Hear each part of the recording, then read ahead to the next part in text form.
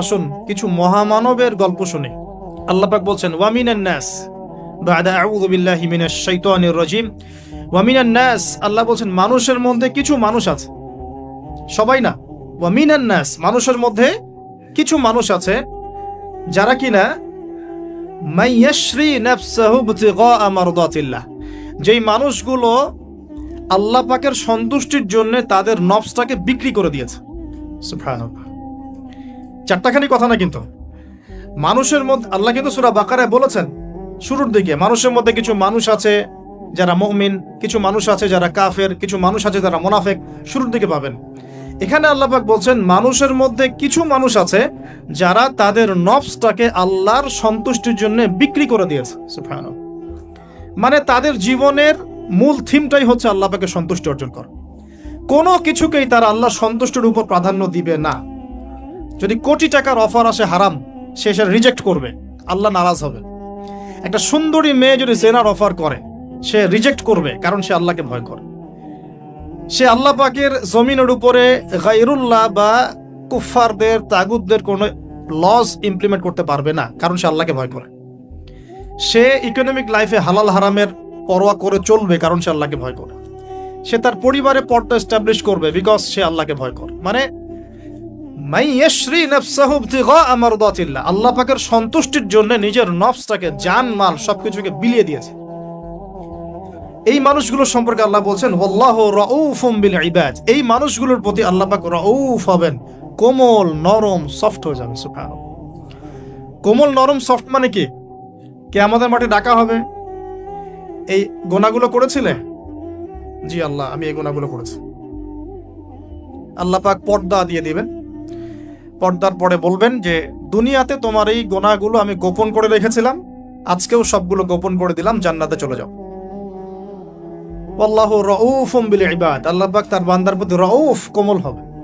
দুনিয়াতে রাউফ কেমন? যে কোনো বিপদ আপদ বালা মুসিবতে সেই ব্যক্তি হাঁটু গেড়ে আল্লাহর কাছে চাবে, আল্লাহ আমার এই সমস্যা, আল্লাহ আমার এই সমস্যা, আল্লাহ আমার এই সমস্যা।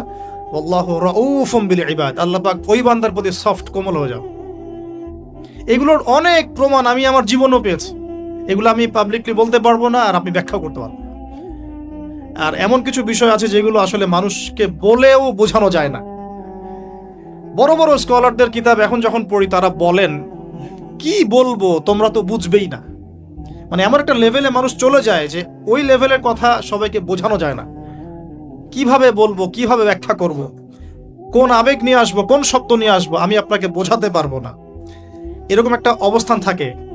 একজন সাহাবীর নাম বলি, আলী ইবনে আবি তালিব রাদিয়াল্লাহু আনহু। আপনি তার পুরো জীবনী পড়লে তাকে খুব সফট পাবেন, নিজেকে গোপনকারী পাবেন, খুব বেশি উচ্ছ্বাস প্রকাশকারী পাবলিক ফিগার, হ্যাঁ, এই যে আমরা শো অফ, নিজেকে জাহির করা, আপনি পাবেন না তাকে। এবং তিনি শেষ জীবনে কি বলেছেন জানেন? শেষ জীবনে বলেছেন যে যে জ্ঞান আমি নবী সাল্লাল্লাহু আলাইহি ওয়াসাল্লামের কাছ থেকে পেয়েছি, সেগুলোকে সুষ্ঠুভাবে বন্টন করার মতো কাউকে পেলাম না জীবনে। মানে একটা লেভেল থাকে মানুষের আল্লাহ পাকের মারিফত লাভের, যে লেভেলে গিয়ে মানুষ সবার সাথে আমভাবে কিছু বলতে পারে না। তো আমি ওই লেভেলে কিছু ফিল করছি, কিছু নির্যাস পাচ্ছি যে আমি আপনাকে বুঝাতে পারছি না। যাই হোক, আল্লাহ পাক রাউফ মানে এত সফট হবেন, জীবনের যে কোনো পদে আপনি আল্লাহকে ডাকবেন, আল্লাহ আপনার ডাকে তাৎক্ষণিক সাড়া দিবেন। ইনশাআল্লাহ, ইনশাআল্লাহ আযজা ওয়া জাল। এখন পাতাগুলো ঘাটলে আমরা প্রথম এইরকম কোন মানুষকে পাই যারা নিজের নফসটাকে আল্লাহর জন্য উৎসর্গ করে দিয়েছেন? এক নাম্বার পাচ্ছি আমরা আমাদের আদি পিতা আদম আলাইহিস সালাম। আজকে ডিটেইলস আয়াত বাই আয়াত বলার সময় পাচ্ছি না, তবে আমি সামারি বলছি, আপনারা একটু বাসায় পড়ে নেবেন। আদম আলাইহিস সালামকে আল্লাহ রাব্বুল আলামিন নিজের হাত দিয়ে সৃষ্টি করেছেন। সুবহানাল্লাহ। এখন আল্লাহ পাকের হাত কি, কেমন, কিভাবে ব্যাখ্যা করতে পারবো না, এবং এই ব্যাখ্যা করা আমাদের জন্য জরুরি নয়। আল্লাহ পাক যা বলেছেন বাস, কোনো কিছুর সাথে সাদৃশ্যপূর্ণ নয়, কোনো কিছুর এক্সাম্পল তার সাথে শোভনীয় হবে না। জাস্ট আল্লাহ পাক বলেছেন খলাকতু বিয়াদাই, আমি আদমকে সৃষ্টি করেছি আমার দুই হাত দিয়ে, বাস এই পর্যন্ত, ফুল স্টপ। এগুলো হচ্ছে কোরআন সুন্নাহর কিছু মূলনীতি। আল্লাহ পাক বলেছেন আর রহমান আলাল আরশ ইস্তাওয়া, রহমান আরশের উপরে সমুন্নত। কোন হালতে কি অবস্থায় আছেন ব্যাখ্যা করতে পারবো না, দরকার নাই, ফুল স্টপ। আদম আলাইহিস সালামকে সব সবচেয়ে বড় যে নেয়ামত আল্লাহ পাক দিয়েছেন সেটা হলো আদম আলাইহিস সালামকে আল্লাহ পাক তার পক্ষ থেকে ইলম শিক্ষা দিয়েছেন। সুবহান। আল্লাহ পাক প্রথমেই তাকে সৃষ্টি করে ফেরেশতাদেরকে দিয়ে সিজদা করার নাই।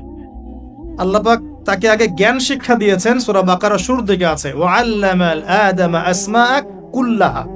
আমি আদমকে যত রকম জ্ঞান আছে, আসমাআ কুল্লাহা মানে যত রকম নাম এবং জ্ঞান আছে সবই শিখিয়েছি আদম আলাইহিস সালামকে। উম্মাহ আজকে পিছিয়ে পড়েছে আদম আলাইহিস সালাম এই মহামানবের জ্ঞানতাত্ত্বিক সুন্নত না নিয়ে। আজকে আমরা লেকচার শুনতে চাই, ইউটিউব ফেসবুক থেকে দিন শিখতে চাই, আমরা জ্ঞান অর্জন করতে চাই না। আপনি একটা লেকচারে ডাকেন, আপনি 2-3 লাখ লোক পাবেন। বাংলাদেশেই তো হচ্ছে 2-3-4-5 লাখ লোক, কিন্তু আপনি 5 লক্ষ লোককে 6 মাস একটা সিস্টেমেটিক সিলেবাস দিয়ে পড়াশোনা করতে বলেন, দে উইল ডিনাই। শুরু করে দেন, দেখবেন তার মধ্যে 10 জন বাকি আছে, বাকি সবাই রিজেক্ট করেছে। উম্মার সবচেয়ে বড় সমস্যা এখন, ইয়াংদেরকে স্পেশালি বলছি, জ্ঞানতাত্ত্বিক রেভলিউশনের ঘাটতি আছে। আমরা অনেক কিছু করতে চাই, অনেকে দাওয়ার কথা বলেন, জিহাদ ফি সাবিলিল্লাহর কথা বলেন, ইসলাম প্রতিষ্ঠার কথা বলেন, জ্ঞান অর্জন করতে চান না। ইলম অর্জন ছাড়া আপনি কিছুই করতে পারবেন না দিনের জন্য। Absolutely nothing you can do. আপনি কিছুই করতে পারবেন না। আদম আলাইহিস সালামকে শ্রেষ্ঠত্ব দেওয়া হয়েছে জ্ঞানের মানদণ্ডে। আর কোন জ্ঞান? এই মহাবিশ্বের সব জ্ঞান আল্লাহ পাক তাকে শিখিয়েছেন। আসমাআ কুল্লাহা, সমস্ত জ্ঞান শিখিয়েছেন। সুবহানাল্লাহ। তাহলে আমাদের পিতাকে আল্লাহ পাক সবচেয়ে প্রথম কোন নিয়ামত দিয়েছেন? জ্ঞানের নিয়ামত। এরপরে আল্লাহ পাক বলেছেন ফেরেশতাদেরকে, ওয়া ইয কুলনা লিল মালাইকা উসজুদু লি আদম, এবার তোমরা সবাই আদমকে সিজদা করো। এটা কিসের কারণে? ফিজিক্যাল স্ট্রাকচারের কারণে নয়, এটা কিন্তু জ্ঞানের কারণে, জ্ঞানতাত্ত্বিক সম্মানের কারণে। আর এই সিজদা সম্মানের সিজদা ছিল। এরপর আমরা জানি যে আদম আলাইহিস সালামকে জান্নাতে রাখা হয়েছে। সেখানে ওই যে ফেরেশতাদের মধ্যে লুকিয়ে থাকা জিন, যার নাম ইবলিস, সে সিজদা করে নাই। ইবলিস কিন্তু ফেরেশতা ছিল না, এটা ভুল কথা।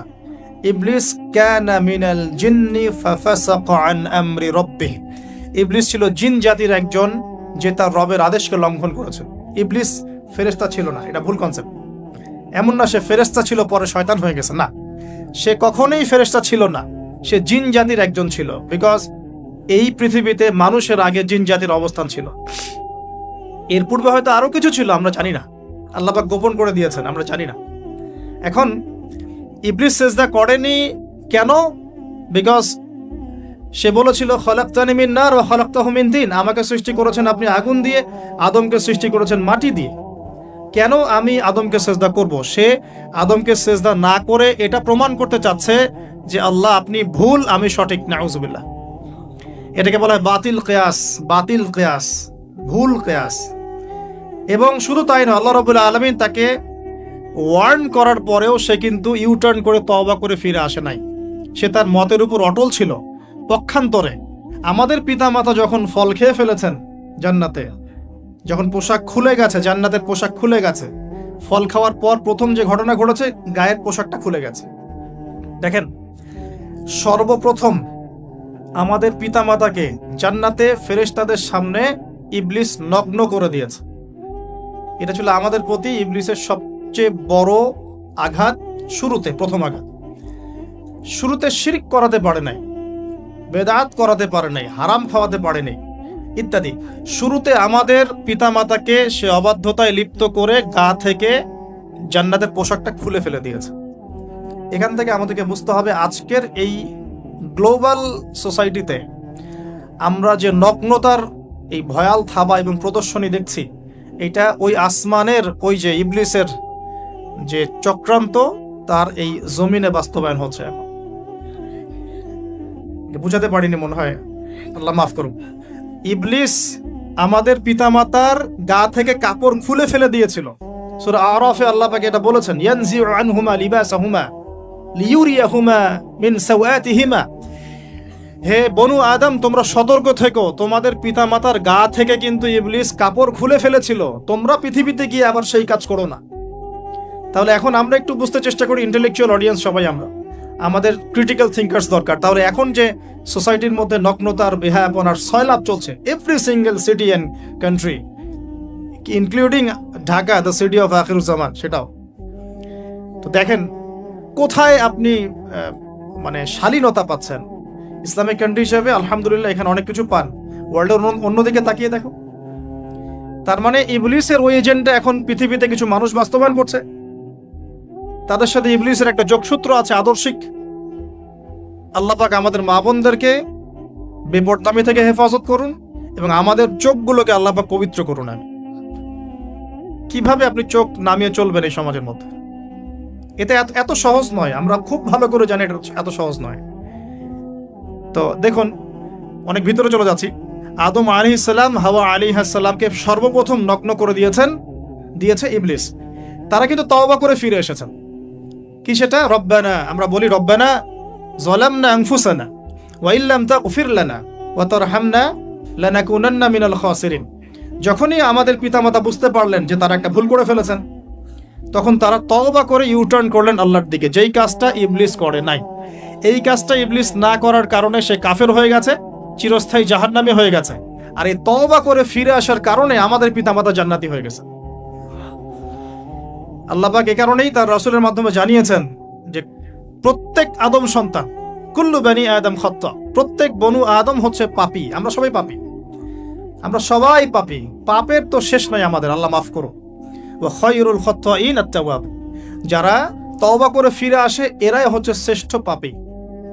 জীবনের যে কোনো সময় যদি কেউ খালেস ভাবে আল্লাহর দিকে তওবা করে ফিরে আসতে পারে, আল্লাহ পাক এক মুহূর্তের মধ্যে তার আমলনামার সমস্ত গুনাহ মাফ করে নেকি দিয়ে পরিবর্তন করতে পারে। এগুলো হাদিস থেকে বলছি, ডিটেলস বলতে পারছি না আমি, কোডগুলো। তো এখন এই মহামানবের জীবন থেকে আমরা কি শিখলাম? দেখুন, তাকে আল্লাহ পাক ইলমের নিয়ামত দিয়েছেন। তার মানে আমরা যদি গতানুগতিক মুসলিম না হয়ে এক্সট্রা অর্ডিনারি মুসলিম হয়ে আল্লাহর সাথে সাক্ষাৎ করতে চাই, দুনিয়াতে বেঁচে থাকতে চাই, পরকালে জান্নাত চাই, তাহলে আমাদেরকে আগে ইলমের চর্চা করতে হবে। এবং এই জ্ঞানের চর্চা মানে ক্লাসিক্যাল সিলেবাসে আপনাকে পড়াশোনা করতে হবে। শুধু একটা লেকচার শুনে নয়, ফেসবুক ইউটিউব দেখে তো মোটেই নয়। এখান থেকে মাঝে মাঝে কিছু নলেজ নেওয়া যায়, কিন্তু এগুলো কখনো কনস্ট্রাকটিভ নলেজ নয়। বরেণ্য ওলামায়ে কেরাম যারা থাকবেন আপনাদের বেস্ট পসিবল ওয়েতে, তাদের কাছে গিয়ে পরামর্শ করে বইপত্র পড়তে হবে। আদারওয়াইজ আপনার মেমোরি এবং জ্ঞানটা বিক্ষিপ্ত হয়ে যাবে। এখনকার ইয়াং জেনারেশনের অন্যতম সেরা প্রবলেম হচ্ছে তাদের মস্তিষ্ক বিক্ষিপ্ত। তাদের মস্তিষ্কে কনস্ট্রাকটিভ কোনো সিলেবাসের পড়াশোনা নাই। আজকে এই বই, কালকে ওই বই, কালকে আদনান ভাইয়ের লেকচার, পরশুদিন আজহারি ভাইয়ের লেকচার, তারপরের দিন আরেক ভাই, তারপর আরেক ভাই। আবার সমাজে তো এক একজন এক এক কথাও বলছে, তখন তার মাথাটা পুরো পাজলড, হ্যাঁ, ম্যাসাকার। এই মাসালা এটা বলছেন, ওই মাসালা ওইটা, তাহলে ওইটা কি হবে, ওইটা কি হবে? সলিউশন হচ্ছে ক্লাসিক্যাল ইসলামিক সিলেবাস পড়াশোনা করতে হবে। আমি খুব শর্ট করে গেলে সাবজেক্টগুলো বলে দিই আপনাদেরকে। 1 নম্বর, ফার্স্ট অফ অল কোরআনুল কারীম। কোরআনুল কারীমের মধ্যে থাকবে authentic recitation, translation, Quranic grammar এবং অ্যারাবিক ল্যাঙ্গুয়েজ, 4টা বিষয়। তারপর থাকবে হাদিসের নবী সাল্লাল্লাহু আলাইহি ওয়াসাল্লাম। হাদিসের মধ্যে সহজ হাদিসের কিতাবগুলো পড়তে হবে। ফর এক্সাম্পল মিশকাতুল মাসাবিহ, রিয়াদুস সালিহিন, বুলুগুল মারাম, আপনার ফাইজুল কালাম, হাদিসে আরবাইন, এরকম কিতাবগুলো আগে। তারপরে আস্তে আস্তে আস্তে আপনি কঠিন কিতাবের দিকে যাবেন। তবে এগুলো ওস্তাদ ছাড়া হয় না। এরপর দরকার হচ্ছে সিরাত, নবী সাল্লাল্লাহু আলাইহি ওয়াসাল্লামের পবিত্র জীবনী। এই জীবনী যার জানা নাই, সে তার জীবনটাকে রাসূলের সিরাতের আলোকে মেলাতে পারবে না। এবং দ্বীন ইসলাম নিয়ে কিছু করতে চাইলে রাসূলের সিরাতের সুন্নাহ মাফিক করতে পারবে না। এরপর দরকার ইকোনমিক্সের জ্ঞান, ইসলামিক ইকোনমিক্স অবশ্যই। তারপরে দরকার হচ্ছে ইসলামিক ইতিহাসের জ্ঞান, ফিকহের জ্ঞান, আকীদার জ্ঞান, উসুলের জ্ঞান। এভাবে একটা কনস্ট্রাকটিভ সিলেবাস দাঁড়ায়। তারপরে গিয়ে একজন মানুষের জ্ঞানটা পাকাপোক্ত হবে। সময় লাগুক না, 10 বছর, 15 বছর, 20 বছর। আমরা দোয়া করি আল্লাহর কাছে, আল্লাহ পাক আগামী পুরো 20 বছর আমাদেরকে পড়াশোনা করার তৌফিক দান করুন। পড়তে থাকবো। আমাদের বেশি কথা বলার দরকার নেই, পড়তে থাকবো, জানতে থাকবো। এখন তাহলে আমরা আজকে প্রথম একটা লেসন পেলাম, গতানুগতিক মুসলিম না হয়ে এক্সট্রা অর্ডিনারি মুসলিম হতে হলে প্রথমে এই মহামানবের জ্ঞানতাত্ত্বিক শিক্ষা নিতে হবে, ইলমের মেহনত হবে ইনশাআল্লাহ। আল্লাহ পাক আমাদের সবাইকে জ্ঞানের মেহনত করার তৌফিক দান করুন এবং আমাদের পরিবারে জ্ঞান প্রতিষ্ঠার তৌফিক দান করুন। আমাদের বাচ্চাদের মধ্যে সেই জ্ঞান প্রবেশ করানোর তৌফিক দান করুন। আর প্রয়োজন হচ্ছে তাওবাহ, আদম আলাইহিস সালাম ভুল করেছেন, আমরাও ভুল করি, কিন্তু শয়তানের পাল্লায় পড়ে ভুল করলেই তার তাবেদারি করতে হবে না, বরং যখনই আমাদের স্মরণ হবে আমরা ইউটার্ন করবো আল্লাহর দিকে তওবা করে। দ্বিতীয় মেসেজ হচ্ছে বেশি বেশি তওবা ইস্তেগফার করব। দিনে কমপক্ষে 100 বার পড়তে পারি আস্তাগফিরুল্লাহাল্লাযী লা ইলাহা ইল্লা হুয়াল হাইয়ুল কাইয়্যুম ওয়া আতুবু ইলাইহি, অথবা এতটুকু অ্যাটলিস্ট আস্তাগফিরুল্লাহ ওয়া আতুবু ইলাইহি, আস্তাগফিরুল্লাহ ওয়া আতুবু ইলাইহি, ব্যাস এতটুকু। নবী সাল্লাল্লাহু আলাইহি ওয়াসাল্লাম দিনে 100 বার তওবা করতেন, কোন হাদিস এসেছে 70 বার তওবা করতেন। এরপর একটু সামনে যাই, কোরআনের পাতা উল্টালে দেখবো আরেকজন নবীর নাম আসে, আরেকজন মহামানবের নাম, তার নাম হচ্ছে নূহ আলাইহিস সালাম। এই মানুষগুলো যাদের কথা বলছি তারা কিন্তু কেউ গতানুগতিক মুসলিম ছিলেন না, ছিলেন তারা এক্সট্রা অর্ডিনারি মুসলিম ছিলেন। আমি তাদের থেকে নলেজ নিচ্ছি। এবার আসি, কোরআনের পাতা একটু সামনে গেলে দেখবো আরেকজন নবীর নাম চলে আসে, নূহ আলাইহিস সালাম। নাম শুনেছেন? সামারি 950 বছর দিনের দাওয়াত দিয়েছেন। সুবহান। এক্সট্রা অর্ডিনারি মুসলিম হতে হলে আমাদেরকে দাওয়াতি কাজ করতে হবে, তার আগে ওই যে জ্ঞান অর্জন করতে হবে। এই দাওয়াতি কাজটা হবে মধ্যম পন্থায়, শৈথিল্যতাবাদ না, চরমপন্থা না, মধ্যমপন্থী থাকবো ইনশাআল্লাহ। এখানে অনেক সময় মধ্যমপন্থী থাকতে গিয়ে কিছু মানুষ হিকমতের দোহাই পেরে শৈথিলতাবাদী হয়ে যায়। আমি মনে বুঝাতে পারি না, কিছু মানুষ মধ্যম পন্থার দাওয়াতের কথা বলেও হিকমতের দোহাই দিয়ে কখনো কখনো শৈথিল্যতাবাদী হয়ে যায়। এটাও ঠিক, ওটাও ঠিক, এটাও চলে, ওটাও চলে, এদিকে চলে আসে। আবার কিছু মানুষ মধ্যম পন্থার কথা বলে অনেক সময় খুব ওভার এগ্রেসিভ পদক্ষেপে চলে যায়। দুটোই উম্মার জন্য ক্ষতিকর। এজন্যই ক্লাসিক্যাল ওলামায়ে কেরামের সাথে পরামর্শ ভিত্তিক চলাফেরা করা উচিত, তাহলে তারা ডাইরেকশন দিতে পারবেন যে কোনটা এই প্রেক্ষাপটে করা উচিত, কোনটা করা উচিত না। তো নূহ আলাইহিস সালামের জীবন থেকে আমরা শিখছি দাওয়াতের মেহনত করতে হবে। এটা আমি আজকেও শিখলাম নতুন করে। নিজের মধ্যেই মনে হলো যে আমার সামনে যে ভাই গাড়ি ড্রাইভ করছেন তাকে তো দুটো কথা বলতে পারতাম, কেন বললাম না?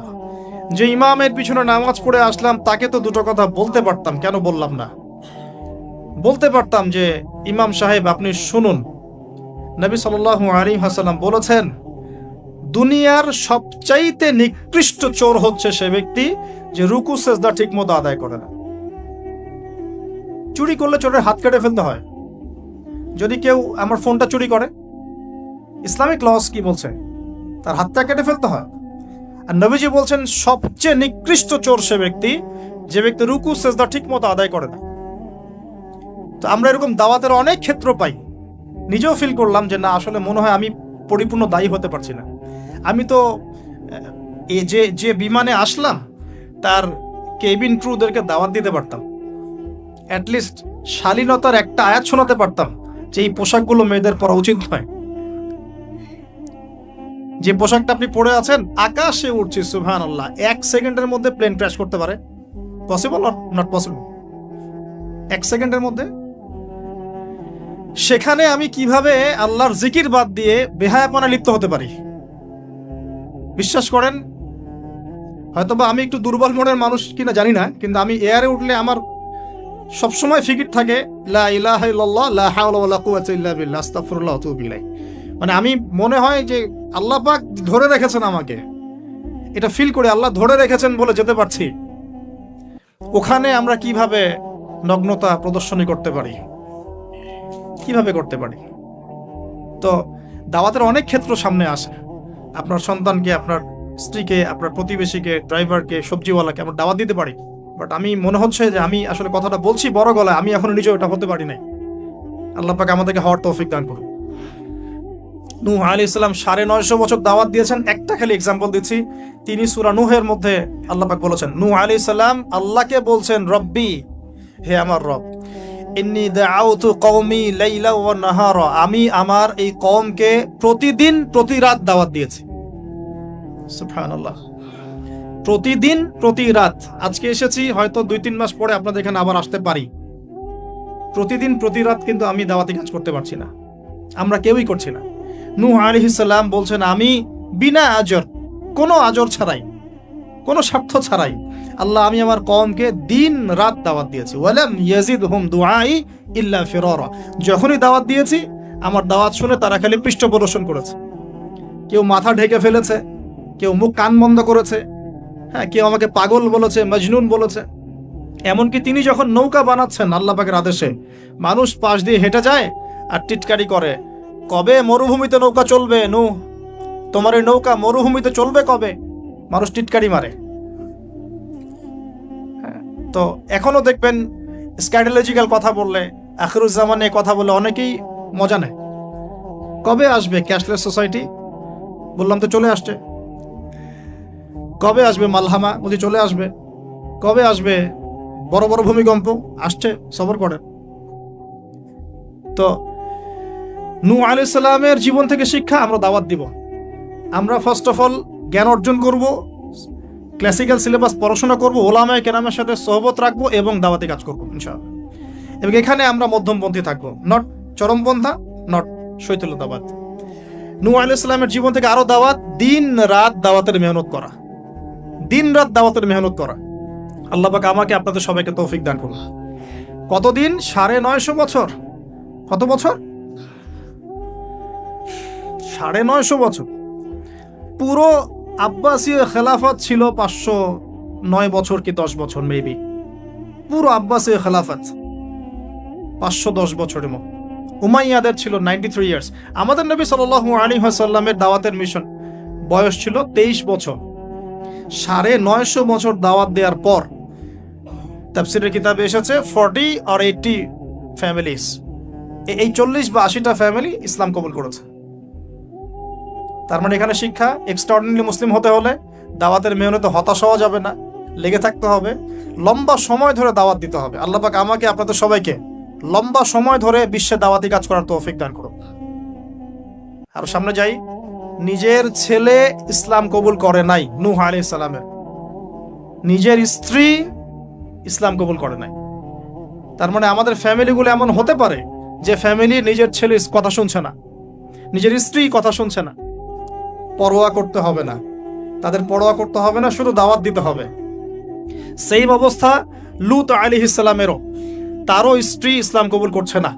আল্লাহ পাক তাদেরকে ধ্বংস করেছেন, নূহ আলাইহিস সালাম লূত আলাইহিস সালামকে উদ্ধার করেছেন। তো এখানে আমরা আমাদের দিনী বোনদেরকে রিকোয়েস্ট করব, আপনারা সবাই আপনাদের ফ্যামিলিতে খাদিজা রাদিয়াল্লাহু আনহা, আয়েশা রাদিয়াল্লাহু আনহা রোল প্লে করে। নূহ আলাইহিস সালাম আর লূত আলাইহিস সালামের স্ত্রী রোল প্লে করবেন না। আনফরচুনেটলি এখনকার যে বিজি সিটিজগুলো, মানে যেগুলো আমরা বলি বস্তুবাদী শহরগুলো, ফ্যামিলিগুলো দিন দিন ক্রাশ করছে। সম্পর্কের টানাপোড়া, বিচ্ছেদ, ডিভোর্সড, আকীদা আদর্শের মিল নাই। স্বামী ইসলাম প্র্যাকটিস করলে স্ত্রীর সমস্যা, স্ত্রী প্র্যাকটিস করলে স্বামীর সমস্যা। এই প্রবলেমসগুলো আমাদেরকে সলভ করতে হবে। আল্লাহ পাক আমাদেরকে সবর করার তৌফিক দান করুন। পারিবারিক তালিমটা খুব বেশি ইম্পর্টেন্ট। পরিবারের তালিম চালু করা উচিত। পরিবারে কোরআন এবং হাদিসের কিতাবগুলো থেকে দার্সের ব্যবস্থা করা উচিত এবং সপরিবারেই ওলামায়ে কেরামদের সাথে পরামর্শ করে চলা উচিত। ইনশাআল্লাহ ভালো হবে। আল্লাহ পাক তৌফিক দান করুন। আমিন। নূহ আলাইহিস সালামের আরেকটা কথা বলে শেষ করি। শেষে যখন নৌকা ডুবছে, তিনি তার ছেলেকে তখনও পিতৃস্নেহে ডাকছেন, নৌকায় আসো বাবা। ছেলে বলছে যে আমি পাহাড়ে উঠে যাব, ইয়াসিমুনি মিনাল মা, এই পাহাড় আমাকে পানি থেকে বাঁচাবে। নূহ আলাইহিস সালাম বলছেন, আল্লাহ তুমি আমার ছেলেকে বাঁচাও, ইন্নাহু মিন আহলি, সে আমার পরিবারের একজন। আমরা বলি না আমাদের সন্তানদের ক্ষেত্রে, আল্লাহ পাক বলছেন লাইসা মিন আহলিক, সে তোমার পরিবারের কেউ না। এখানে একটু হার্ড লাইনে যেতে হবে আমাদেরকে। অনেক সময় আমরা আমাদের ফ্যামিলির মধ্যে এমন কিছু মানুষকে পাই যারা টোটালি ইসলামকে ডিসকারেজ করেন, অস্বীকার করেন, নাস্তিকতায় লিপ্ত থাকেন, ইসলামের বেসিক ফান্ডামেন্টালগুলোকে ডিনাই করেন। এই ব্যাপারে কঠোর হওয়া উচিত। আল্লাহ পাক আমাদেরকে বোঝার তৌফিক দান করুন। পাতা উল্টালে এরপর একজন নবীর নাম আসে না, আসে একজন নেতার নাম। মুসা আলাইহিস সালামকে আল্লাহ পাক একটা বিজয় অভিযান দিয়েছিলেন বাইতুল মাকদাস, অনেকে বলেন মাকদিস। তো এই জায়গায় বিজয় অভিযানে পাঠানো হচ্ছে মুসা আলাইহিস সালামকে, কিন্তু তিনি তার কওমের জন্য একজন নেতা নির্বাচন করছেন। তার কওম বলছে আমাদেরকে একজন নেতা দিন যার আন্ডারে থেকে আমরা আমালেকা সম্প্রদায়ের বিরুদ্ধে যুদ্ধ করব। এখন মুসা আলাইহিস সালাম বলছেন, আল্লাহ পাক যদি কোনো নেতা দেন, তোমরা যদি আবার পালানো শুরু করো। কারণ বনু ইসরাইল সম্পর্কে তার খুব মারাত্মক কিছু অভিজ্ঞতা আছে। ফেরাউনের কবল থেকে মুক্তি পাওয়ার পরে বাছুর পূজা শুরু করেছে। তোমরা তো এই আদেশ আসলে পিছনে পালানো শুরু করবা। তারা বলল, না, আমরা পালাবো না, আমরা অবশ্যই সামনে অগ্রসর হব। কেন পালাবো? আমাদের জান মাল দিয়ে আমরা প্রয়োজনে ফাইট করব, এবং আমরা আমাদের স্ত্রী সন্তানদেরকে রক্ষা করব। আমাদের বাড়িঘর তারা লুটপাট করছে, আমরা ওদেরকে প্রতিহত করব। অনেক কথা বলেছে, সূরা বাকারাতেই পাবেন আপনি সব। তো আল্লাহ রাব্বুল আলামিন একজন ব্যক্তিকে সেখানে নেতৃত্ব দিলেন, তার নাম তালুত। কি নাম ভাইয়া? তালুত। এবং তালুতের আন্ডারে যুদ্ধ করছেন একজন ছোট বলছি কারণ তখন তার বয়স 12 থেকে 14 বছর। তিনি পরবর্তীতে নবী হয়েছেন, তার নাম দাউদ আলাইহিস সালাম। তো এই তালুত সম্পর্কে কি নসিহত, কেন এক্সট্রাঅর্ডিনারি মুসলিম হওয়ার সাথে কি সম্পর্ক? কোরআনের পাতা উল্টালে তালুত সম্পর্কে দুটো কথা পাওয়া যায়। বনু ইসরাইল বলছেন যে তালুত নেতৃত্বের যোগ্য নয়, তার তো সম্পদ নাই, তার তো খ্যাতি নাই। আমরা তো এটাই বলি, নেতৃত্ব কখন আসে? খ্যাতি আছে আপনার, আপনি নেতা হওয়ার যোগ্য, সম্পদ আছে, আপনি নেতা হওয়ার যোগ্য। আমাদের থটস এরকম, এটা বনু ইসরাইলের ইহুদিদের থটস, ঠিক আছে? কিন্তু আল্লাহ পাক বলছেন, সূরা বাকারাতে আছে যে আল্লাহ রাব্বুল আলামিন তাকে দিয়েছেন বাসতাতান ফিল জিসমি ওয়াল ইলম। তালুতকে আমি নেতৃত্ব দিয়েছি কারণ তালুতকে আমি আল্লাহ দুটো নেয়ামত দিয়েছি। এক হচ্ছে শারীরিক ফিজিক্যাল শক্তি এবং সুস্থতা, এবং জ্ঞানের প্রজ্ঞার পারদর্শিতা। তাহলে নেতৃত্বের দুটো গুণ পেলাম, প্রজ্ঞা, জ্ঞান এবং শারীরিক সুস্থতা, শক্তি। এক্সট্রাঅর্ডিনারি মুসলিম হতে হলে আমাদের সবাইকে সুস্থ থাকতে হবে, ফিজিক্যালি স্ট্রং থাকতে হবে। এটার জন্য এখনকার লাইফস্টাইল ত্যাগ করতে হবে। You have to change your food habits and lifestyle. এখন এটা নিয়ে আমিও বেশি কথা বলছি কারণ আমি নিজেও ট্রাই করছি। বিশ্বাস করেন, আপনাদেরকে আমি ফখর করে বলছি না। এক একটা স্টেডিয়াম আমরা যখন ছোট, 20 বছর বয়স, 20 থেকে 25, 10 রাউন্ড আমাদেরকে আগে দিতে হতো, 10 রাউন্ড। এখন 3, হাইয়েস্ট 4। তাহলে ওই তালুতের ওই স্ট্রেংথ কিন্তু আমার কাছে এখন নাই। তার মানে আমার কাছে এখন নেতৃত্বের যোগ্যতাই নাই। তাহলে আমাদের এমপি মন্ত্রীদের কি হবে? বাংলাদেশের কথা বলছো, তাহলে কি হবে? কেউ হুইল চেয়ারে, কেউ জ্বর হলে সিঙ্গাপুরে, কেউ ওইখানে অপারেশন, কেউ ওইখানে। ফিজিক্যালি ফিট কয়েকজন আছেন, আমি কিন্তু তাদের সাথে খুব মজা করে কথা বলি। তাদের সাথে আমার খুব ভালো সম্পর্ক। ভালো সম্পর্ক মানে ফ্রেন্ডলি সম্পর্ক, মানে নাসিহত করি, নাসিহত। এক ভাই বলছিলেন, ওনাদের একজন বড় কর্মকর্তা, দোয়া করেন আমার জন্য একটু খাস করে সেজদায়, যে ঠিক আছে আমি আপনার জন্য দোয়া করব, আল্লাহ পাক আপনাকে তাগুতের বিধান থেকে বের করে নিয়ে আসবে। ঠিক আছে? তো যাই হোক, আল্লাহ তাদেরকে হেদায়েত করুন, দোয়া করি আমরা, আল্লাহ হেদায়েত করুন। এখন আমাদেরকে এক্সট্রাঅর্ডিনারি মুসলিম হতে হলে অবশ্যই ফিজিক্যালি ফিট থাকতে হবে। তালুতকে আল্লাহ পাক ফিটনেস দিয়েছেন, আর ফিটনেস কিভাবে আমরা রক্ষা করব আমরা বুঝবো। এটা খাওয়ার দাওয়ার, ঘুমানো, স্পেশালি ঘুমানো, ঘুম থেকে ওঠা, ফজরের পরের জগিং, প্রয়োজনে জিম, এবং ফুড হ্যাবিট চেঞ্জ করা। রাসূল সাল্লাল্লাহু আলাইহি ওয়াসাল্লামের প্রফেটিক লাইফস্টাইল ফলো করলে ইনশাআল্লাহ আমরা সুস্থ থাকবো। আল্লাহ পাক আমাদের সবাইকে, আমি সহ আপনাদের সবাইকে আল্লাহ পাক সুস্থতার নিয়ামত দান করুন, এবং আল্লাহ পাক আমাদের সবাইকে দীর্ঘ নেক হায়াত দারাজ করুন। এই হায়াতকে আল্লাহর দ্বীনের জন্য ব্যয় করার তৌফিক দান করুন। আরেকটা হচ্ছে ইলম, আবারও জ্ঞানের কথা আসলো। তালুতকে আমি জ্ঞান দিয়েছি।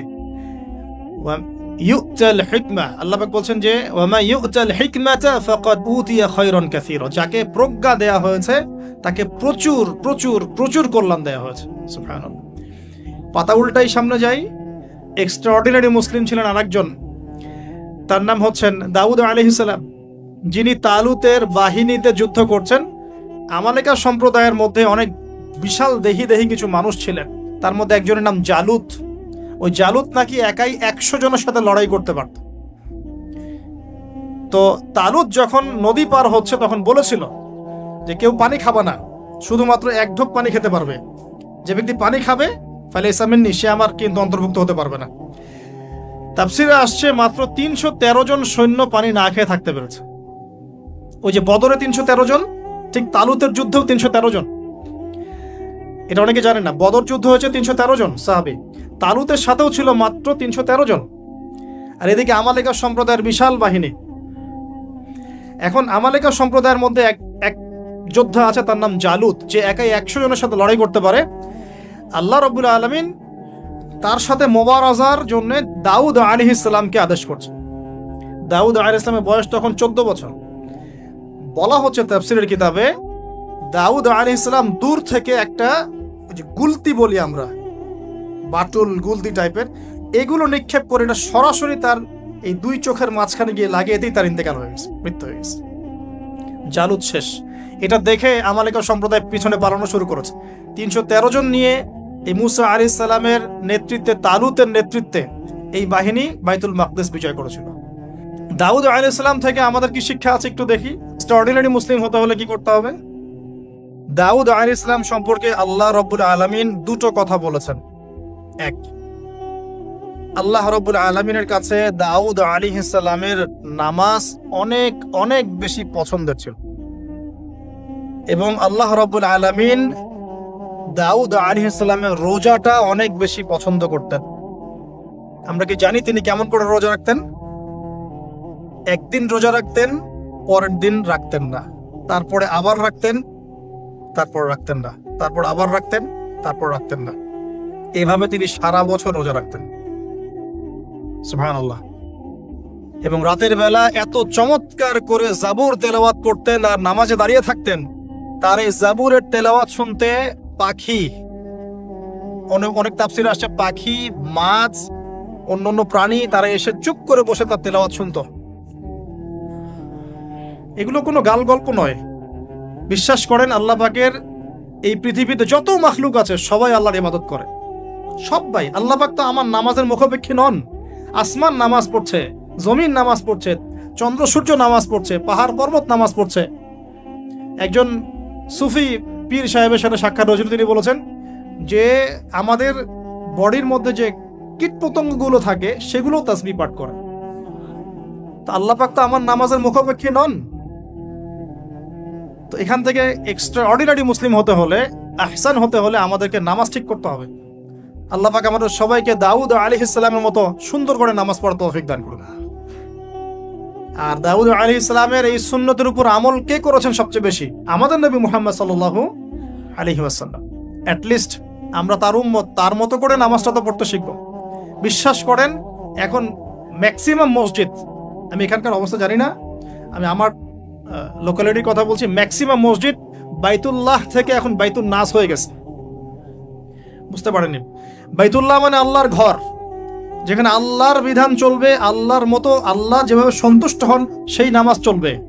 এখন চলছে বাইতুন নাস, মানুষের সন্তুষ্টির নামাজ, মানুষের সন্তুষ্টির নামাজ। মসজিদ কমিটির, অনেক মসজিদ কমিটির সভাপতি সব সুদখোর, ঘুষখোর, দুর্নীতিবাজ ভর্তি। ইমাম সাহেব কিছু বলতেও পারে না, বেচারা কি বলবে? বললেই তো চাকরি শেষ। একদিন এক ইমাম সাহেবের সাথে গল্প হচ্ছিল, তিনি বলছেন যে আমি ভাই প্রথম দিন খুতবা দিয়েছি সুদের উপরে, প্রথম দিন খুতবা দিয়েছি সুদের উপরে। তারপরে আমাকে সুন্দর করে রিমান্ডে নিয়ে নিল আর কি কমিটি। তারপরে তওবার উপরে আমি আলোচনা করেছি, তওবার উপরে আলোচনা। এগুলো কিন্তু বাস্তবতা। বাইতুন নাস হয়ে গেছে মসজিদগুলো এখন। নামাজের কোনো আধ্যাত্মিকতাই পাচ্ছেন না আপনি, মারেফতই নাই। এই যে আমরা দাঁড়িয়ে বলি আউযু বিল্লাহি মিনাশ শাইতানির রাজিম মিন নাফখিহি ওয়া নাফসিহি ওয়া হামজিহি, কত পার্সেন্ট মানুষের অর্থ জানে? আমরা বলি বিসমিল্লাহির রহমানির রহিম, এই বিসমিল্লাহির রহমানির রহিম মানে বিসমিল্লাহ, খালি এতটুকু সিনটা শোনা যায়, বাকি আর কিছু শোনা যায় না। অথচ শুধু এই বিসমিল্লাহর প্রতি সম্মান প্রদর্শন করার জন্যে আল্লাহ পাক সাবার রানী বিলকিসকে ইসলাম কবুলের সৌভাগ্য দিয়েছিলেন। মনে আছে সুলাইমানের চিঠি? হয়তো অনেকে পড়েছেন। সুলাইমান আলাইহিস সালাম চিঠি দিয়েছেন, আমার কাছে আত্মসমর্পণ করো। তো রাজার পরিষদ সবাই বলছে আমরা উলুল কুওয়া, আমরা শক্তিশালী, আদেশ করেন লড়াই করব। বিলকিস বলছে না, ইন্নাহু মিন সুলাইমান এটা সুলাইমানের পক্ষ থেকে আসছে। ওয়াইন্নাহু বিসমিল্লাহির রহমানির রহিম, এখানে আছে পরম করুণাময় অসীম দয়ালু আল্লাহর নামে শুরু করছে। এই বিসমিল্লাহর প্রতি সম্মান প্রদর্শনের ওসিলায় আল্লাহ রাব্বুল আলামিন এই সাবার রানী বিলকিসকে এই ইসলাম কবুলের সৌভাগ্য দিয়ে দিয়েছেন। আলহামদুলিল্লাহ। বিসমিল্লাহ ঠিক নাই তেলাওয়াতে, কোরআন তেলাওয়াত ঠিক নাই নামাজের মধ্যে, এক একটা হরফের উচ্চারণ কোথায় কি হচ্ছে কি বুঝতেই পারছি না আমরা। আলহামদুলিল্লাহ রাব্বিল আলামিন কি পড়লো আল্লাহই ভালো জানে। এটা কি মন্ত্র নাকি? আলহামদুলিল্লাহি রাব্বিল আলামিন একটা অনুভূতি আছে, একটা অর্থ আছে। সমস্ত প্রশংসা এই জগৎ সমূহের রব আল্লাহর জন্য। আর রহমানির রহিম, যিনি পরম করুণাময় অসীম দয়ালু, একটা ফিলিংস আছে। মালিকি ইয়াউমিদ্দিন, যিনি বিচার দিনের মালিক। ইয়াকা না'বুদু, আমরা শুধু তোমার ইবাদত করি। ওয়া ইয়াকা নাস্তাঈন, শুধু তোমার কাছে সাহায্য চাই। এখন দেখুন, এই যে সূরা ফাতিহা অর্থ বুঝলাম না, একটা সূরা পড়ে গেলাম কুল হুয়াল্লাহু আহাদ। কি কুল হুয়াল্লাহু আহাদ মানে কি? এটা উচ্চারণই বা কেমন করে করতে হয়? কুল, বলুন, হুয়াল্লাহু আহাদ, তিনি আল্লাহ এক। এই যে কুল হুয়াল্লাহু আহাদ অনেকে বলতে পারে না। কুল হুয়াল্লাহু আহাদ, এটা কি সব একসাথে মিলে একটা শব্দ? এখানে প্রস্রাব করিবেন না, কমা, নাকি করিলে জরিমানা হইবে। তো কমাটা চেঞ্জ করে দেন, এখানে প্রস্রাব করিবেন, না করিলে জরিমানা। তাহলে আমরা তো কোরআনকে এরকম বানিয়ে ফেলছি। কুল হুয়াল্লাহু আহাদ মানে কি? আমি এগুলো নিয়ে বললে অনেক সময় চলে যাবে। আপনাকে হাতে সময় আছে? তো দেখেন, আমি নামাজ নাই ভাই, মসজিদে অ্যাপ্রোপ্রিয়েট নামাজ নাই। সব মসজিদের কথা বলছি না, ইল্লা মাশা আল্লাহ। অনেক মসজিদ এখন বাইতুন নাস হয়ে গেছে, মানুষের বাইত, আল্লাহর ঘর নাই, সূরা ঠিক নাই। এরপরে রুকু, এই যে রুকু করলাম, রুকুতে গিয়ে একটা বার সুবহানা রাব্বিয়াল আযীম বলারই সময় পাওয়া যাচ্ছে না। অন্তত 3 বার 5 বার 7 বার তো বলবে, বা 3 বার তো অ্যাটলিস্ট বলবে। এই যে উঠে সামি আল্লাহু লিমান হামিদা, হুলিমান হামিদা কি? হুলিমান হামিদা বলে কি কোনো শব্দ আছে? এটা নতুন শব্দ বানালাম আমি একটা। সামি আল্লাহ, আল্লাহ তার কথা শোনেন। লিমান হামিদা, যে তার কথা, যে আল্লাহর প্রশংসা করে। সামি আল্লাহ, আল্লাহ তার কথা শোনেন। লিমান হামিদাহু, যে তার প্রশংসা করে। একটা অর্থ আছে তো, সামি আল্লাহ হুলিমান হামিদা। তো হুলিমান হামিদা মানে কি? প্রতিটা জায়গায় সমস্যা, প্রতিটা জায়গায় সমস্যা। নামাজ, এখানে আমি একটা কথা বলতে ভিতরে চলে আসি। নামাজের আমাদের তাসকিয়া উঠে যাচ্ছে, আধ্যাত্মিকত্ব পাচ্ছেন না। আপনি নামাজ নিজে পড়ে নিজে ফিল হচ্ছেন আপনি নামাজ পড়েছেন। সেজদায় গেলেন, সেজদা মনে হচ্ছে ব্যায়াম, টাপাস টাপাস। মাঝখানে বসারও সময় নাই, মাঝখানে বসে যে একটু দোয়া পড়তে হয়, আল্লাহুম্মা গফিরলি ওয়ারহামনি। কত চমৎকার দোয়া, আল্লাহুম্মা গফিরলি, আল্লাহ আমাকে মাফ করে দাও। ওয়ারহামনি, আল্লাহ আমাকে রহম করো। ওয়াফিনি, আমাকে নিরাপত্তা দান করো।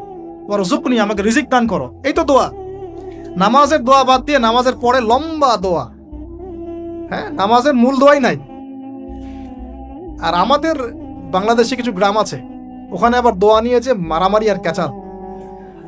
এক একজন বিড়ি ফ্যাক্টরির মালিক, বিড়ি ফ্যাক্টরি, তামাক ফ্যাক্টরি, ওরা মসজিদে গন্ডগোল করে, দোয়া হাত তুলে করবে না করবে না। মানে বাদ দেন, আল্লাহ হেফাজত করুন আমাদেরকে।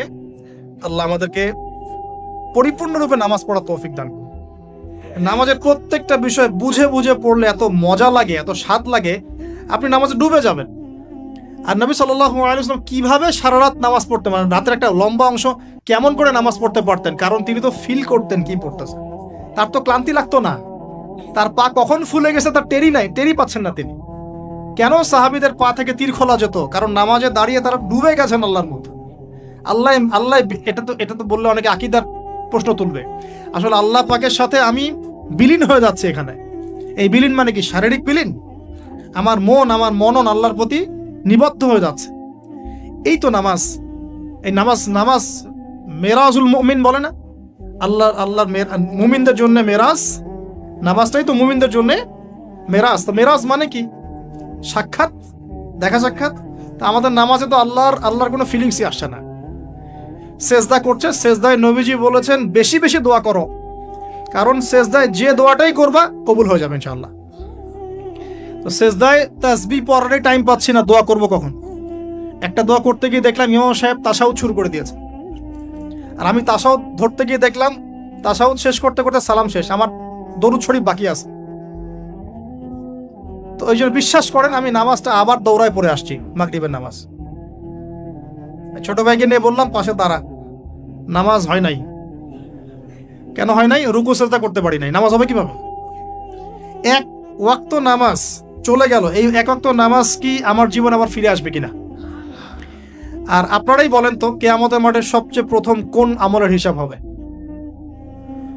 আমার এই বড় বড় কথা, দিন কায়েম, জিহাদ, এই সেই হাবি জাবি, অনেক বড় বড় কথা, নামাজ ঠিক নাই, কি হবে?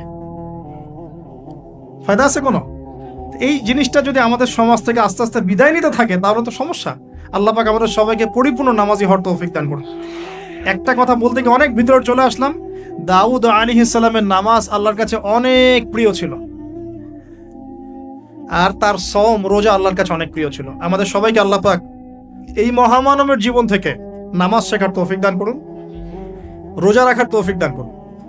এবং কোরআন, তিনি জাবুর তেলাওয়াত করতেন, এত মধুর সুরে তেলাওয়াত করতেন, পাখি এসে তার তেলাওয়াত শুনতো, মাছ এসে তেলাওয়াত শুনতো।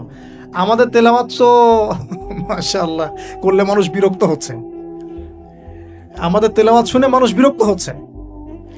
তো আল্লাহর ওয়াস্তে আমি একটু রিকোয়েস্ট করি সবাইকে, আল্লাহর ওয়াস্তে আপনারা সবাই বিশুদ্ধ করে তার তিলের সাথে কোরআন তেলাওয়াত করা শিখবেন ইনশাআল্লাহ। 1 বছর সময় লাগে লাগুক, 2 বছর লাগে লাগুক, 3 বছর লাগে লাগুক। আমার একজন ওস্তাদি বলতে পারি, টিচার আছেন, যিনি নিজে 7 জনের কাছে কোরআন তেলাওয়াত করা শিখেছেন। তিনি নিজে 7 জন ওস্তাদের কাছে কোরআন তেলাওয়াত করা শিখেছেন। এর কোনো শেষ নাই। চমৎকার করে, সুন্দর করে, মাধুর্যের সাথে কোরআন তেলাওয়াত করা শিখুন। আল্লাহ পাক আমাদের সবাইকে ডেইলি অন্তত 1 পারা করে তেলাওয়াত করার তৌফিক দান। এতে ইনশাআল্লাহ জীবনে বরকত হবে, হায়াতে বরকত হবে, রিজিকে বরকত হবে, আল্লাহর সাথে কানেকশন থাকবে, কোরআনের সাথে আপনার সম্পর্ক থাকবে। কোরআন কাল কিয়ামতে আপনার পক্ষে সাক্ষী দিবে ইনশাআল্লাহ। আল কোরআন হুজ্জাতুন লাকা ওয়া আলাইক, কোরআন আপনার পক্ষে সাক্ষী দিবে বা বিপক্ষে সাক্ষী দিবে। আল্লাহ রাসূল বলেন লা হাসাদা ইল্লা ইসনাতাইন, 2 জন ব্যক্তি ছাড়া কারো প্রতি ঈর্ষা করা জায়েজ নাই। এক, রাজুলুন আতাহুল্লাহুল কোরআন, এমন একজন ব্যক্তি যাকে আল্লাহ পাক কোরআন দিয়েছেন, সুবহানাল্লাহ। ইয়াকুমু বিহি আনা আল-লাইল ওয়া আনা আন-নাহার, যে কোরআন কেন্দ্রিক, সে দিনের বেলা আমল করে, রাতে তাহাজ্জুদের নামাজ পড়ে।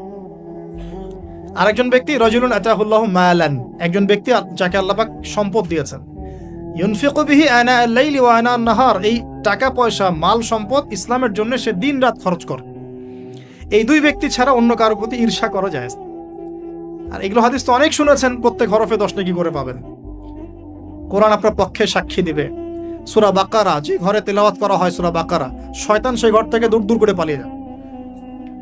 সূরা আলী ইমরানের শেষের 10 আয়াত মুখস্থ করবেন, সূরা বাকারার শেষের 3টা আয়াত মুখস্থ করবেন, সূরা হাশরের শেষের 3টা-4টা আয়াত মুখস্থ করবেন, সূরা কাহাফের প্রথম 10টা আয়াত মুখস্থ করবেন, সূরা কাহাফের শেষের 10টা আয়াত মুখস্থ করবেন। এরকম অনেকগুলো সূরা আছে, সূরা ফালাক, নাস, ইখলাস, সূরা ফালাক, নাস, ইখলাস, কাফিরুন ইত্যাদি। নামাজ শেষ করব? আচ্ছা, ওকে, আমি গুটিয়ে নিচ্ছি ইনশাআল্লাহ। তো আমরা দাউদ আলাইহিস সালামের কথা শুনলাম, আরেকজন মহামানব। আর কয়েকজনের কথা জাস্ট সংক্ষিপ্ত করে টাচ করে শেষ করে দিচ্ছি। তার ছেলে সুলাইমান আলাইহিস সালাম, নাম শুনেছি তো? আল্লাহ পাক তাকে জিন জাতির উপর কর্তৃত্ব দিয়েছিলেন, বাতাসের উপর কর্তৃত্ব, তার আংটিতে, তার লাঠি, সিংহাসন, এক কথায় তাকে আল্লাহ পাক এত বড় রাজত্ব দিয়েছেন যেটা আল্লাহ পাক এর আগেও কাউকে দেন নাই, পরেও কাউকে দেন নাই। এখান থেকে আমরা শিখছি শক্তিশালী মুসলিম হওয়ার একটা নাসিহাত, শক্তিশালী মুসলিম হওয়ার। তা আমাদের সবাইকে শক্তিশালী মুসলিম হওয়ার চেষ্টা করতে হবে, আল্লাহ পাক তৌফিক দান করুন। এই শক্তি গেইন করার চেষ্টা করতে হবে, আল্লাহ পাক তৌফিক দান করুন। দুর্বল মুমিনের চাইতে শক্তিশালী মুমিন আল্লাহর কাছে বেশি পছন্দের। এখানে ইসলামের শক্তি আমরা দেখতে পাচ্ছি। আরও সামনে যাই, পাতা উল্টাই, দেখবেন একজন অত্যন্ত অপূর্ব সুন্দর, আমাদের মুরাদ ভাইয়ের মতো অপূর্ব সুন্দর একজন মহামানবের কথা আছে। ইউসুফ আলাইহিস সালাম। আমরা সূরা ইউসুফ পড়তে শিখি নাই এখনো। আমরা সবাই মনে করি সূরা ইউসুফ মানে হচ্ছে ইউসুফ জুলাইখার প্রেম কাহিনী, আমরা এটাই মনে করি। সূরা ইউসুফকে আল্লাহ পাক সবচেয়ে শ্রেষ্ঠ উপন্যাস বলেছেন, আহসানুল কাসাস। একটু গভীরভাবে পড়ে দেখবেন অর্থগুলো। এটা ইউসুফ জুলাইখার প্রেম কাহিনী নয়, এটা ইউসুফ আলাইহিস সালামের সাথে তার বাবার মহব্বতের কাহিনী। সুবহানাল্লাহ, এটা পিতা আর সন্তানের মহব্বতের কাহিনী। এত মহব্বত যে সন্তান 20 বছর আগে হারিয়ে গেছে, যে সন্তান কূপ থেকে রাজপ্রাসাদে, রাজপ্রাসাদ থেকে জেলখানায়, জেলখানা থেকে আবার মিশরের গভর্নমেন্ট মানে পলিটিক্যাল পাওয়ার এসেছেন, বাবা কিন্তু এটা জানেন না। কিন্তু সন্তান যখন একটা জামা পাঠিয়ে দিচ্ছে, জামা, এই কমিজটা নিয়ে যাও আমার বাবার চোখে দিও, বাবা দৃষ্টি ফিরে পাবে। ওই কমিজ নিয়ে যখন কিছু মানুষ আসছে তার বাসার সামনে, তিনি বলছেন, ইন্নী লাআজিদু রিহা ইউসুফ, আমি আল্লাহর কসম ইউসুফের গন্ধ পাচ্ছি এখন। এটা মারা বুঝতে পারবেন সন্তানের গন্ধ পাওয়া যায়, বাবারা বুঝবো সন্তান মায়েদের আমাদের ছেলে মেয়েদের গন্ধ আমরা বুঝি, এটা আমার ছেলের গন্ধ, এটা মেয়ের গন্ধ। ইউসুফ আলাইহিস সালামের কামিজ আসছে 1200 মাইল দূর থেকে, আরও বেশি বা কম হবে, আর এখানে তার বাবা গন্ধ পাচ্ছেন, মহব্বত। এই কথাটা, এই আয়াতটা আসলেই চোখ দিয়ে পানি বের হয়ে যাবে। ইন্নী লাআজিদু রিহা ইউসুফ, আমি ইউসুফের গন্ধ পাচ্ছি। আর মানুষ বলছে আপনি পাগল হয়ে গেছেন, কতদিন আগে ইউসুফ চলে গেল, আপনি ইউসুফের কথা বলতে বলতে বলতে বলতে চোখ অন্ধ করে ফেললেন কাঁদতে কাঁদতে, এখন বলছেন ইউসুফের গন্ধ পাচ্ছেন। সুবহানাল্লাহ। তো সূরা ইউসুফ পিতা আর সন্তানের প্রেম কাহিনী, মহব্বতের কাহিনী, ট্র্যাজেডি লাইফের। ভাইদের ষড়যন্ত্রে চলে গেলেন কূপে, কূপ থেকে রাজপ্রাসাদে, রাজপ্রাসাদ থেকে জেলখানায়। জেনার আহ্বান করছে তাকে, তিনি বলছেন মাআযাল্লাহ, আমি আল্লাহর কাছে আশ্রয় প্রার্থনা করছি। এখানে আমরা সূরা ইউসুফ পড়তে গিয়ে ইউসুফ আলাইহিস সালামের বাহ্যিক সৌন্দর্য নিয়ে কথা বলি, তার চরিত্র, তার বাহ্যিক সৌন্দর্য অনেক বেশি সুন্দর। সূরা ইউসুফ আলাইহিস সালামের এই যে জেনা থেকে মুক্ত থাকার শিক্ষা, এটা যদি আমাদের যুব সমাজ নিতে পারে, ইনশাআল্লাহ অর্ধেক কাজ হয়ে যাবে ইনশাআল্লাহ। কত পার্সেন্ট যুবক আছে বলেন দেখি, একটু অনেস্টলি বলেন, সূরা ইউসুফ আলাইহিস সালামের মতো এরকম তাকওয়া, পরহেজগারিতা, জেনা মুক্ত জীবন যেমন করতে পারে। আমরা তো আরো ইচ্ছা করে প্রেম করি, অ্যাফেয়ার করি, রেপ করি, এই করি সেই করি। আর তাকে অফার করা হচ্ছে সম্ভ্রান্ত পরিবারের একজন রাজার স্ত্রী। ক্বালাত হাইতা লাক ক্বালা মাআযাল্লাহ। তাহলে এই মহামানব জীবন থেকে শিক্ষা আছে। আরেকটা বিষয় আছে রুইয়াল হক, এখানে সত্য স্বপ্নের কথা আছে। তাই যারা বেশি পরহেজগার হবেন আপনারা কিন্তু সত্য স্বপ্ন দেখবেন এবং স্বপ্নের সত্যতা ডিনাই করবেন না। শেষ জামানায় মুমিনের স্বপ্ন বেশি বেশি সত্য হবে। যদি সত্য স্বপ্ন দেখেন, ভালো স্বপ্ন দেখেন, প্রিয়জন কোনো প্রিয় মানুষকে বলবেন। যদি দুঃস্বপ্ন দেখেন, খারাপ স্বপ্ন দেখেন, কাউকে বলতে যাবেন না। এখানে পড়লে আপনি দেখবেন কাফেরের স্বপ্ন সত্যি হয়েছে। আরেকটা স্ট্র্যাটেজি আছে সূরা ইউসুফে, এর আগে একটা লেকচারে বলেছিলাম। ইউসুফ আলাইহিস সালাম এমন অর্থনৈতিক পরিকল্পনা গ্রহণ করেছিলেন যার ফলশ্রুতিতে মিশরের লক্ষ লক্ষ মানুষ দুর্ভিক্ষ থেকে বেঁচে গেছে। সুবহানাল্লাহ। তাহলে এখনকার আমাদের পারিবারিক ক্ষেত্রেই হোক, সোশ্যাল বা ওয়ার্ল্ড অ্যাফেয়ার্সই হোক, ওই ইকোনমিক পলিসি যদি লঞ্চ করা যায়, ইনশাআল্লাহ তাআলা দেখবেন জনগণ না খেয়ে মরবে না। আর এই কথাটা আমি সবাইকে বোঝাতে পারি, বাংলাদেশের মানুষকে বোঝাতে পারি না। কারণ ইউসুফ আলাইহিস সালাম এখানে 7 বছর মেয়াদি একটা পরিকল্পনা নিয়েছেন। অপচয় করো না, যতটুকুতে কাজ হয়ে যায় এতটুকু ব্যবহার করো, বাকিটা সেভ করো। দুর্ভিক্ষ সামনে আসছে, তখন ইনশাল্লাহ বেঁচে যাবে তোমরা। কে শোনাবে কার কথা? গিয়ে দেখেন এক একটা প্রকল্পের কি অবস্থা। অপচয়ে সবচেয়ে টপ জাতি বাঙালি জাতি এখন সারা ওয়ার্ল্ডের মধ্যে। পানি অপচয়, গ্যাস অপচয়, তেল অপচয়, বাদ দেন, এ বলতে গেলে অনেক সময় চলে যাবে। তাহলে সূরা ইউসুফ থেকে আমরা শিখলাম কি? রুইয়াল হক, সত্য স্বপ্ন, ক্যারেক্টার। আমরা শিখলাম এখানে চরিত্র পবিত্র রাখার ব্যাপার। শিখলাম পারিবারিক বাবা সন্তানের মহব্বত। এক্সট্রাঅর্ডিনারি মুসলিম হতে হলে এগুলো দরকার আছে। একটু সামনে যান, একজন ব্যক্তির নাম বলছি ইউনুস আলাইহিস সালাম, নাম শুনেছেন কিনা? আমরা সবাই জানি তিনি মাছের পেটে ছিলেন। কেন ছিলেন এটা অনেকে জানি না। কেন তিনি, কেন আল্লাহ পাক কেন তাকে মাছের পেটে পরীক্ষা করলেন? কারণটা আমি বলছি, সূরা আম্বিয়া পড়ে দেখবেন। তিনি যখন দাওয়াত দিচ্ছিলেন কওমকে, কওমের অনেকেই দাওয়াতটা রিসিভ করছিল না, একটু রাগান্বিত হয়েছেন তিনি, সামান্য একটু রাগান্বিত। আমরা হয়ে যাই না এখন? আরে কতদিন থেকে দাওয়াত দিই, মানুষ কথাই শোনে না। এক ভাই বলছেন, বড় আলেম, কয়েকদিন আগে আমি দেখা করে আসছি, বলছেন যে আমি ভাই এই বাংলাদেশ সম্পর্কে হতাশ হয়ে গেছি, আর মনে হয় না এখানে কোনো কাজ হবে। তো ইউনূস আলাইহিস সালাম একটু রাগান্বিত হয়ে ব্যাকওয়ার্ডে এসেছেন, আল্লাহ রাব্বুল আলামিন ধরে ফেলেছেন। তোমাকে তো আমি এই দায়িত্ব দিয়েছি জাস্ট আমার তাওহীদ প্রচার করার জন্য, কবুল কে করলো করলো না দেখার দরকার নাই। আল্লাহ পাক তাকে ওই পরীক্ষায় ফেলেছেন, 3 দিন 3 রাত মাছের পেটে। তখন তিনি কি দোয়া করছেন? লা ইলাহা ইল্লা আনতা সুবহানাকা ইন্নী কুনতু মিনাজ জালিমিন। আল্লাহ পাক বলছেন সূরা সফফাতের মধ্যে, তিনি যদি এই দোয়াটা না পড়তেন, লা লাবিসা ফি বাতনিহি ইলা ইয়াউমি ইউবআসুন, কিয়ামত পর্যন্ত তিনি মাছের পেটে থাকতেন। নাউজুবিল্লাহ। তাহলে এখান থেকে আমরা শিখলাম, জীবনে অনেক চড়াই উতরাই আসবে, সবর করতে হবে। দাওয়াতের মেহনতে সবর করতে হবে। মানুষ কবুল করলো করলো না দেখার দরকার নাই, আমি আমার গতিতে দাওয়াত দিতে থাকবো। আর বিপদ আপদ যদি চলে আসে, দোয়া ইউনূস পড়বো, বলবো লা ইলাহা ইল্লা আনতা সুবহানাকা ইন্নী কুনতু মিনাজ জালিমিন। আল্লাহ পাক যে কোনো বিপদ দূর করে দিবেন ইনশাআল্লাহ। সাক্ষাৎ মউত থেকে আল্লাহ পাক এই দোয়া পড়লে বাঁচাতে পারেন। এটা কি মৃত্যুর মুখোমুখি ছিলেন না মাছের পেটের মধ্যে? ওখানে কিন্তু মাছ যখন বমি করে দিয়ে গেছে তীরে, তখন সেখানে লাউ গাছ উৎপন্ন করা হয়েছে, লাউ গাছ। তো এটাতে আপনারা বুঝে ফেলেন যে এর সাথে কি সম্পর্ক আছে। তো ইউনূস আলাইহিস সালামের জীবন থেকে শিক্ষা কি? এই দোয়া পড়বো, লা ইলাহা ইল্লা আনতা সুবহানাকা ইন্নী কুনতু মিনাজ জালিমিন। আরেকজন নবীর নাম আইয়ুব, মহামানব, অনেক দিন অসুস্থ, মনে আছে? দীর্ঘদিন অসুস্থ। এখানে একটা কথা বলার লোভ সামলাতে পারছি না, সালাত আমরা একসাথে পড়বো ইনশাআল্লাহ। আচ্ছা, সেটা হচ্ছে আইয়ুব আলাইহিস সালাম কখন এই দোয়া করেছেন? রব্বি আন্নী মাসানিয়া দুররু ওয়া আনতা আরহামুর রাহিমিন। রোগ যখন আস্তে আস্তে আস্তে তার জিহ্বাতে এসেছে, জিহ্বা দিয়ে তিনি তার জিকির করতে কষ্ট হচ্ছে, তখন তিনি বলছেন, আল্লাহ আমাকে অনেক দুঃখ দুর্দশা স্পর্শ করেছে, আমি জিকিরটা ঠিক মতো করতে পারছি না, আল্লাহ আমাকে শেফা দান করো। সুবহানাল্লাহ। এখন আল্লাহ রাব্বুল আলামিন তাকে গোসল করালেন, সুস্থতা লাভ করলেন, তাকে আহাল পরিবার দিলেন, আরোগ্য দান করলেন। শিক্ষা, জীবনে যত বড়ই রোগ ব্যাধি বিপদ আপদ বালা মুসিবত আসুক না কেন, এই দোয়াটা পড়বো, আশাহত হব না, হতাশ হব না, আল্লাহর প্রতি সুধারণা রাখবো, দোয়া করবো রব্বি আন্নী মাসানিয়া দুর ওয়া আনতা আরহামুর রাহিমিন। ইনশাআল্লাহ শেফা হয়ে যাবে। সেই লোভনীয় কথাটা এটা, আইয়ুব আলাইহিস সালামের শরীরে রোগ ছিল, কলবে কি রোগ ছিল? আইয়ুব আলাইহিস সালামের কলবে কি রোগ ছিল? রোগটা দেহে ছিল।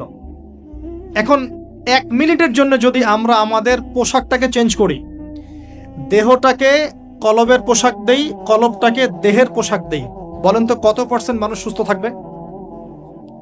কথাটার ভিতরে ঢোকেন। মনে করেন আমাদের 2টা পোশাক, বাইরের দেহের পোশাক, একটা ভিতরের কলবের পোশাক। দেহে আমরা এখন সুস্থ সবাই, তাই তো? এখন এই দেহটাকে আমরা কলবের রূপ দিলাম, কলবটাকে আমরা দেহের রূপ দিলাম। এখন দেখেন তো কত % মানুষ সুস্থ আছে? আমাদের মধ্যে 99% মানুষ অসুস্থ না এখন, বিকজ আমাদের সবারই কলব অসুস্থ। এই কলবের মধ্যে হিংসা আছে, বিদ্বেষ আছে, জেনা আছে, পরকীয়া আছে, লোভ আছে, লালসা আছে, কি নাই? তাহলে বলেন তো আইয়ুব আলাইহিস সালামের এই দোয়া পড়ার সবচেয়ে বেশি হকদার কে? তিনি না আমরা? বুঝতে পারছেন না? ওই দোয়াটার উপর আমল করার সবচেয়ে বড় হকদার কার বেশি প্রয়োজন, আমাদের না তার? ব্যাস, আমরা এখন আমাদের নামাজে দোয়া পড়বো, রব্বি আন্নী মাসানিয়া দুররু ওয়া আনতা আরহামুর রাহিমিন। আল্লাহ আমাদের কলবে রোগ হয়ে গেছে, আল্লাহ তুমি আমাদের এই রোগ থেকে শেফা দান কর। কারণ কলব শেফা না হলে কোনোদিনও আমাদের আমল কিন্তু কবুল হচ্ছে না। কলবের মধ্যেই সমস্যা থাকলে আমল কবুল হচ্ছে না। আল্লাহ মাফ করুক আমাদেরকে। এখন কলব পরিষ্কারের কয়েকটা টিপস। 1, ডেইলি একবার করে হলেও চিন্তা করতে হবে যে আমরা এই পৃথিবীতে থাকতে আসি নাই, আমাদেরকে যেতে হবে। একবার করে হলেও চিন্তা করতে হবে। 2, ডেইলি 1 পারা কোরআন তেলাওয়াত আপনাকে আল্লাহর দিকে নিয়ে আসবে, কলব পরিষ্কার হবে ইনশাআল্লাহ। ডেইলি জিকির আজকার হিসনুল মুসলিম বই থেকে